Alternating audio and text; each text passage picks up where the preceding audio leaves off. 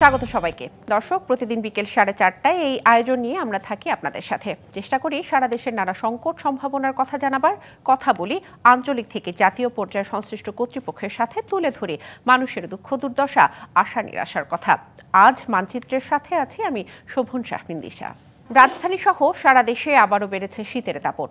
আজ 10 জেলার উপর দিয়ে বইছে মৃদু শৈত্যপ্রবাহ। নাকাল জনজীবন, বিপর্যস্ত প্রাণীকুল, দুর্ভোগে পড়েছেন স্বল্প আয়ের মানুষ। আবহাওয়াবিদরা বলছেন কাল থেকে শীতের তীব্রতা কিছুটা কমতে পারে। এরপর জানুয়ারি জুড়ে কয়েক ধাপে থাকবে শৈত্যপ্রবাহ। মানচিত্রের আজকের বিষয় আমরা নির্ধারণ করেছি শীতের পূর্বাভাস এবং রোগবালাই। আলোচনা করতে আমাদের সাথে অনলাইনে যুক্ত আছেন খুলনা প্রকৌশল এবং প্রযুক্তি বিশ্ববিদ্যালয়ের ইনস্টিটিউট অফ ডিজাস্টার ম্যানেজমেন্টের সহকারী অধ্যাপক ডক্টর আঞ্জুম তাসনুভা এবং পঞ্চগড় থেকে মেডিসিন বিশেষজ্ঞ ডাক্তার এম মাহবুবুল আলম। আপনাদের দুজনকে স্বাগত জানাতে চাই আমাদের আজকের অনুষ্ঠানে। প্রথমেই চলে যাব খুলনা প্রকৌশল এবং প্রযুক্তি বিশ্ববিদ্যালয়ের ইনস্টিটিউট অফ ডিজাস্টার ম্যানেজমেন্টের সহকারী অধ্যাপক ডক্টর আঞ্জুম তাসনুভা, আপনার কাছে প্রথমেই যে প্রশ্নটা আমি রাখতে চাই যে বিভিন্ন জেলায় আসলে শৈত্যপ্রবাহ চলে। বাংলাদেশের ভৌগোলিক অবস্থান বিবেচনায় বাংলাদেশের শীতকালে কি এটা স্বাভাবিক?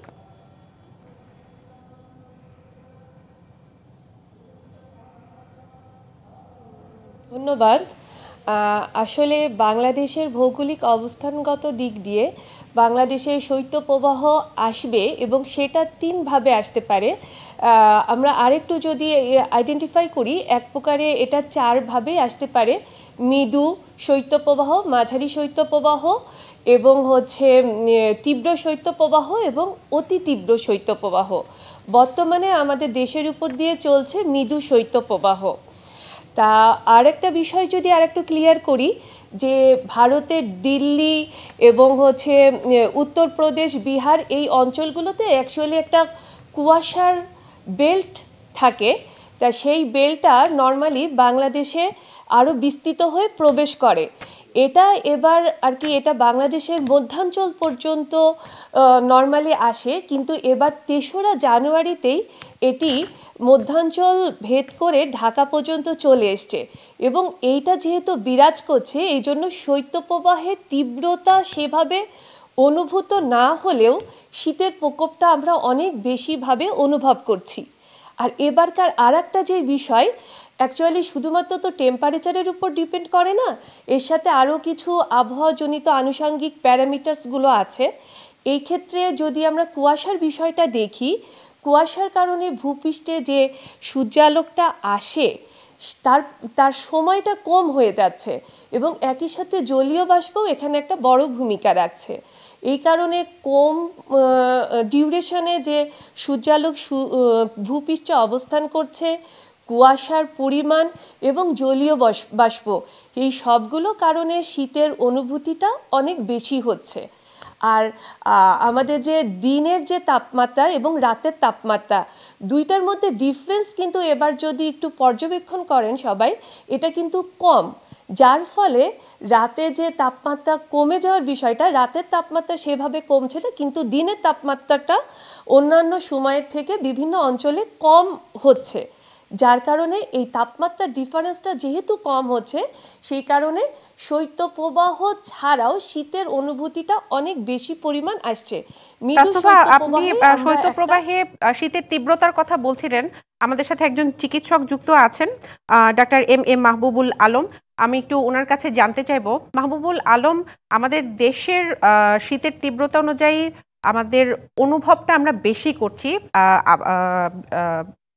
ডিজাস্টার ম্যানেজমেন্টের বিশেষজ্ঞের ভাষ্য অনুযায়ী আপনার কাছে আমি জানতে চাইবো, এই যে শীতের তীব্রতা, এর ফলে বাংলাদেশের মানুষ কি কি ধরনের রোগবালাই আসে, বিশেষ করে শিশু এবং বয়স্করা কি কি ধরনের রোগবালাইয়ের মধ্যে পড়ে? হ্যাঁ, ধন্যবাদ। আসলে ওনার সূত্র ধরে বলি, শীতে আসলে আমাদের আর্দ্রতা কমে যায়, ধুলা ময়লার পরিমাণ বেড়ে যায়, টেম্পারেচার কমে যায়। এই 3টা কারণ যদি আমরা মূল হিসাবে ধরি, তাহলে দেখা যায় যে শীতকালে আসলে কয়েকটা রোগের প্রাদুর্ভাব বেড়ে যায়, যেমন শ্বাসকষ্টজনিত রোগ, এছাড়া চর্মরোগ বেড়ে যায়, এছাড়া ক্ষেত্র বিশেষে কিছু হৃদরোগ অথবা শিশুদের নিউমোনিয়া, ডায়রিয়া, এইসব রোগ বেড়ে থাকে। তো প্রথমেই সবচেয়ে কমন যেটা রোগ, সেটা হলো কমন কোল্ড, যেটাকে আমরা ইনফ্লুয়েঞ্জাও বলে থাকি, যেটা সাধারণত সর্দি মৃদু একটু জ্বর এসব দিয়ে প্রকাশ পায়। এটা মূল কারণ হচ্ছে শীতে টেম্পারেচার কমে যাওয়ার কারণে যেগুলো ভাইরাস গরমকালে সার্ভাইভ করার কথা ছিল না, সেটা শীতকালে আবার সেগুলো জেগে ওঠে এবং সেগুলো দিয়ে ইনফেকশন হয়। মূলত ইনফ্লুয়েঞ্জা ভাইরাস দিয়ে এটা হয়। এছাড়াও যদি বলি, পরবর্তীতে আমাদের শিশুদের ইউজুয়ালি ব্রঙ্কিওলাইটিস নামে একটা রোগ আছে, যেটা হুইজি চাইল্ড বলি আমরা, সেটাতে বাচ্চারা ওই একই ভাইরাস দিয়ে ইনফেক্টেড হয়। আর এছাড়া যাদের অ্যাজমা আছে, শ্বাসকষ্টজনিত প্রদাহ জনিত রোগ, সেটাতে এফেক্টেড হয়। কারণ হচ্ছে ঠান্ডার প্রকোপ এক্ষেত্রে বেশিরভাগই দায়ী।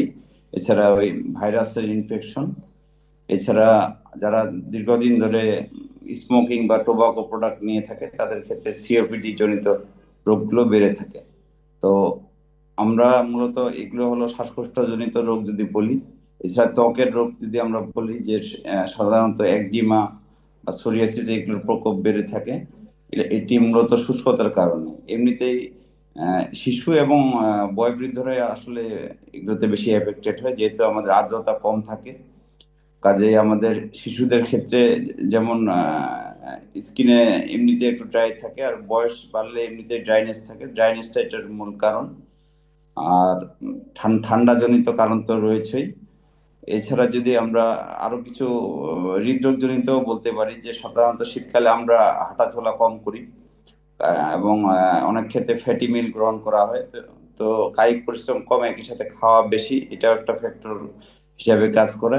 এছাড়া সাধারণত শীতকালে আমরা বদ্ধ অবস্থায় থাকি, দরজা জানালা লাগায় রাখি। অনেক ক্ষেত্রে গ্রামে চুল্লি ব্যবহার করা হয়, বা আমাদের আধুনিক শহরে এখন রুম হিটার ইউজ করা হয়, যেগুলো আর্দ্রতা কমায় ফেলে এবং এগুলো একটা প্রভোকেটিং এজেন্ট হিসেবে কাজ করে। তো ওভারঅল এইসব ডক্টর মাহবুবুল আলম, আপনি শীতের তীব্রতা থেকে বাঁচার জন্য বিভিন্ন আহ, বিভিন্ন ব্যবহারের কথা বলছিলেন। যারা শ্রমজীবী মানুষ আছে তারা আসলে নিজেদেরকে কিভাবে সচেতন রাখতে আচ্ছা পারে? আচ্ছা, শ্রমজীবী যারা মানুষ তাদেরকে প্রথমে আমাদের আসলে শীত থেকে প্রিভেনশন থাকতে হবে, যাতে শীত আমাদের বডিতে এক্সপোজ কম হয়। তো তাদেরকে শীত বস্ত্র পরতে হবে, তাদেরকে যেহেতু কাজ করে খেতে হয়। পারতপক্ষে সন্ধ্যার পরে যতটুকু কাজ না করলে নয়, ততটুকু কাজ করবে। পানির ব্যবহার যেটুকু করতে হয় কাজে, তাদেরকে বারবার একটু ময়শ্চারাইজিং কিছু লোশন বা ভ্যাসলিন এই জাতীয় জিনিসগুলো ইউজ করবে। যারা ডাস্ট জাতীয় কাজ করে তারা অবশ্যই মাস্ক পরে কাজ করবে। এগুলো হচ্ছে শ্রমজীবী মানুষদের জন্য পরামর্শ। এছাড়া সবসময় যাতে মানে ঠান্ডা এক্সপোজারটা কম হয়, অয়েল প্রোটেক্টিভ মানে মেকানিজম, মেয়েরা যেমন হিজাব ইউজ করতে পারে, সাথে মাস্ক, আর ছেলেরা মাফলার, সাথে শীত বস্ত্র যথাযথভাবে পরে তারপর কাজ করবে।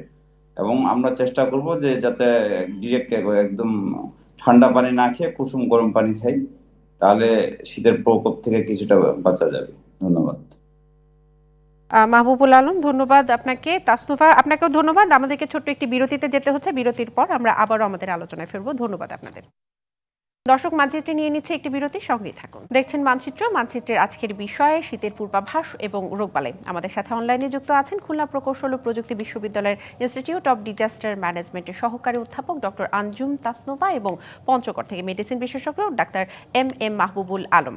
স্বাগত আরও একবার আপনাদেরকে বিরতির পর আমাদের সাথে এখনো যুক্ত থাকার জন্য। ডক্টর তাসনুফা, আপনার সাথে বিরতির আগে আমরা শীতের তীব্রতা বিষয়ে কথা বলছিলাম। তারই রেশ টেনে আরেকটি বিষয় জানতে চাইব।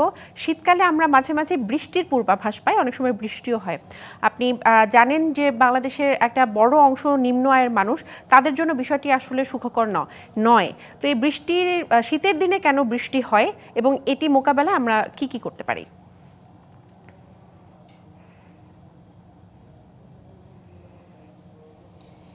এটি যেহেতু আগে থেকে আমরা কিছু পূর্বাভাস পেতে পারি, সেক্ষেত্রে এটার জন্য সব নিম্ন আয় প্লাস আর সমাজের যারা আছেন প্রত্যেকেরই নিজ নিজ দায়িত্ববোধ থেকে তাদের পূর্ব প্রস্তুতি গ্রহণ করা উচিত।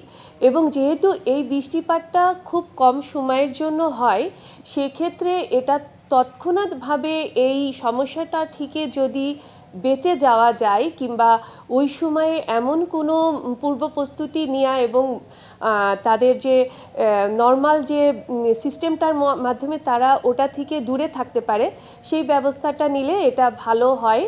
এবং এক্ষেত্রে পূর্বাভাসটাকে মেনলি মাথায় রেখে পরবর্তী কার্যক্রমগুলো নিতে হবে। এবং যেহেতু এটা খুব কাপল অফ ডেজ অথবা 1 ঘন্টা অথবা আরও কম সময়ের জন্য এই বৃষ্টিপাতগুলো হয়ে থাকে, সো এইটা যদি আমরা আগে থেকে পূর্ব প্রস্তুতিগুলো জানতে পারি, আমার মনে হয় এক্ষেত্রে সবাই নিজ নিজ জায়গা থেকে তার প্রস্তুতিগুলো নিতে সক্ষম হবে। এটা একটা বিষয়। আর আমরা তো নর্মালি শৈত্যপ্রবাহটাকে বলি 10 ডিগ্রি সেলসিয়াসের নিচে যখন তাপমাত্রাটা চলে আসে। সো এই সময়টাতে আমাদের কিছু প্রস্তুতি নর্মালি থাকে, তবে নিম্ন আয়ের মানুষদের জন্য এই সময়টা খুব বেশি চিন্তার, এবং তারা যদি আগের থেকেই একটু অ্যাওয়ার হতে পারে এবং এক্ষেত্রে আমাদের ডাটা ডিসেমিনেশন বলতে যে তথ্যগুলো সবার কাছে পৌঁছে দেওয়া, এই জায়গাটাকে আমি বেশি জোর দিব, কারণ আমরা এখনও এই জায়গাটাতে কিছুটা হলেও নাজুক আছি। সব পর্যায়ের জনগণ সঠিকভাবে এই সংবাদগুলো সেইভাবে নিতে পারছে না। এই জায়গাটাকে আরও শক্তিশালী করে সবার কাছে এই মানে প্রস্তুতিমূলক যে বিষয়গুলো নিয়ে যায়, আপনি নিশ্চয়ই সচেতনতা বৃদ্ধির কথা বলছিলেন। আপনাদের সাথে চিকিৎসক মাহবুবুল আলম যুক্ত আছেন। মাহবুবুল, আমরা নিম্ন আয়ের মানুষদের বিষয়ে কথা বলছিলাম। আপনি জানেন আমাদের দেশের বেশিরভাগ অনেক মানুষই আসলে নিম্ন আয়ের মানুষ। তারা আসলে চিকিৎসার ক্ষেত্রে সঠিক চিকিৎসাটা পায় কিনা? আপনি জানেন যে যারা গরিব মানুষ তারা আসলে চিকিৎসা নিতে সরকারি হাসপাতালগুলোতেই যায়, যেখানে চিকিৎসকের তুলনায় রোগীর সংখ্যা অনেক বেশি, কিংবা চিকিৎসা সরঞ্জামের তুলনায় রোগীর সংখ্যা অনেক বেশি বেড়ে যায়। সেক্ষেত্রে আপনারা এই বিষয়গুলো কিভাবে সামাল দিয়ে থাকেন? ধন্যবাদ। আসলে বাংলাদেশের বেশিরভাগ সরকারি হাসপাতালই একমাত্র শেষ ঠিকানা আমাদের এসব যে শ্রমজীবী মানুষ বা নিম্ন আয়ের মানুষদের, কারণ তারা প্রাইভেট হসপিটাল অ্যাফোর্ড করতে পারে না। তো আমরা সরকারি হাসপাতালে যতজন রোগী আসে সবাইকে আমরা আসলে অ্যাকোমোডেট করি। হয়তো আমাদের শয্যার সংখ্যা অনুযায়ী রোগীর সংখ্যা অনেক বেশি হওয়াতে কিছু রোগী ফ্লোরে থাকতে হয়। এটা শীতকালে আসলে একটু কষ্টদায়ক বটে, কারণ তারা ঠান্ডার এক্সপোজার, আমরা যেটা বলি যে বারবার যে শীত রোগ থেকে বাঁচার উপায় হচ্ছে ঠান্ডা থেকে দূরে থাকা। কিছু রোগীকে দেখা যায় বারান্দায় থাকতে হয় উন্মুক্ত অবস্থায়, যারা কোল্ড এক্সপোজার হয়। তারপরেও আমরা সীমিত পরিসরে কিছু কিছু ক্ষেত্রে হয়তো বা পর্দা দিয়ে বা বা বিছানা না থাকলে যেটা আমরা বললাম যে বারান্দাতে হয়তো বা ম্যাট্রেস দিয়ে, সেটা হলো স্থান সংকুলন। এর পরবর্তী হলো চিকিৎসা আমরা বেশিরভাগ ওষুধ সাপ্লাই ওষুধ থেকে দেওয়ার চেষ্টা করি, যাতে তাদেরকে কিনতে হয় না। এছাড়া আমাদের সমাজসেবা অধিদপ্তর থেকেও কিছু হেল্প হয় তাদের ওষুধ সরবরাহের ক্ষেত্রে। আর কিছু তাদেরকে আসলে হেলথ এডুকেশনের প্রয়োজন। আমরা সবাই জানি prevention is better then cure, যেহেতু ট্রিটমেন্ট কস্ট অনেক বেশি এইসব রোগের। কাজেই তারা যাতে যেসব কর্ম করলে এইসব ঠান্ডাজনিত রোগ হবে না সেসব যদি করে, যেমন শুরুতেই ঠান্ডার শুরুতেই তারা যদি কি কি কাজ করণীয়, যেমন যাদের আগে থেকে ক্রনিক কিছু রোগ আছে, অ্যাজমা, সিওপিডি, তারা অল্প 450-500 টাকা দিয়ে একটা ইনফ্লুয়েঞ্জা ভ্যাকসিন নিয়ে নিতে পারে। সেক্ষেত্রে হয়তো বা তার ফুসফুসের প্রদাহ বা অ্যাজমা, সিওপিডির এপিসোডগুলো কম হবে। এছাড়া তারা রেগুলার যাতে ওষুধ সেবন করে, সেক্ষেত্রে হয়তো অল্প টাকার ওষুধ খেলেই হয়তো বা সে ভালো থাকবে। বা কর্মের ক্ষেত্রে হয়তো বা কিছু ক্ষেত্রে তারা দিনের বেলায় কর্ম বেশি সম্পাদন করলো, বাট ঠান্ডা এক্সপোজার কম হলো, সুষম খাবার যতটা সম্ভব তারা তাদের সাধ্য অনুযায়ী গ্রহণ করলো। আর আমাদের ট্রিটমেন্টের ক্ষেত্রে আমরা রোগ প্রথমে ডায়াগনোসিস করার চেষ্টা করি, হিস্ট্রি গ্রহণ করি রোগীর।